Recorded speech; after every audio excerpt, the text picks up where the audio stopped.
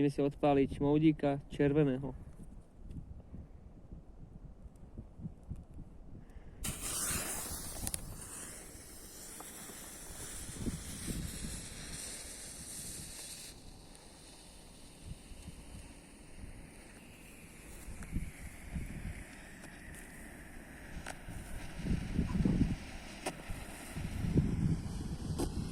Taký červený dym. Bomba. Tak ako to má byť u čmoudíka. Fakt dobre husté. Stále to ide.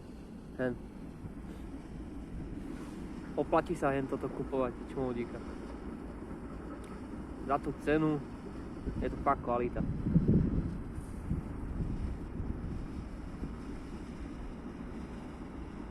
Ešte stále?